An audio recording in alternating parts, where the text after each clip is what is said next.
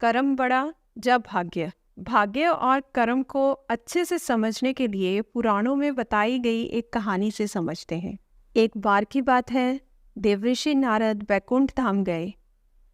वहाँ उन्होंने भगवान विष्णु को प्रणाम किया और श्री हरि विष्णु भगवान से कहा, हे प्रभु, पृथ्वी पर अब आपका प्रभाव कम हो रहा है। धर्म की राह पर चलने वालों को कोई अच्छा फल नहीं मिल रहा है और जो पाप कर रहे हैं उनका सब भला हो रहा है।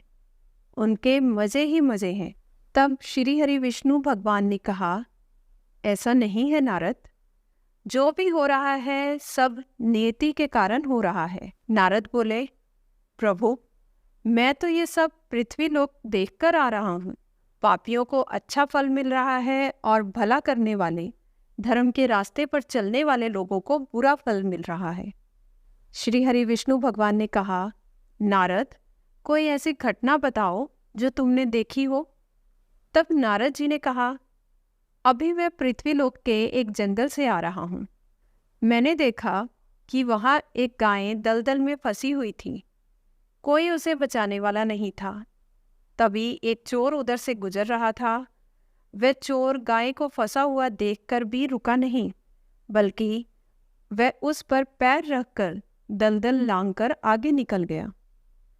आश्चर्य तो तब हुआ जब आगे जाकर उस चोर को सोने की मोहरों से भरी एक थैली मिली।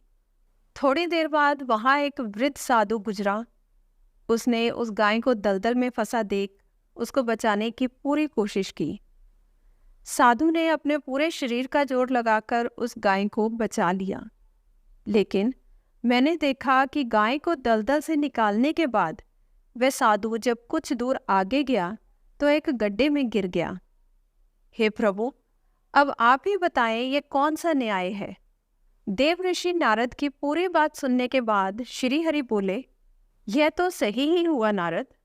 जो चोर गाय पर पैर रखकर भागा था उसकी किस्मत में तो पहले से ही एक खजाना था, लेकिन उसके इस पाप के कारण उसे केवल कुछ मोहरें ही मिली।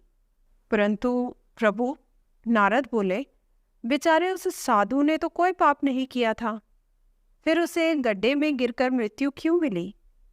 तब श्री हरि विष्णु भगवान ने नारद को समझाया, नारद, उस साधु को गड्ढे में इसलिए गिरना पड़ा क्योंकि उसके भाग्य में उस समय बहुत ही कष्टदायक मृत्यु लिखी थी। लेकिन गाय को बचाने के कारण उसके पुण्य बढ़ गए और उसकी मृत्यु एक छोटी सी चोट में बदल गई, जिससे उसे मृत्यु के समय बहुत ही कम दर्द का आभास हुआ और वह स्वर्ग का भागी बना। अब नारद जी संतुष्ट थे। तो दोस्तों, इंसान के कर्म से उसका भाग्य तय होता है। इंसान को कर्म करते रहना चाहिए क्योंकि कर्म से भाग्य बदला जा सकता है।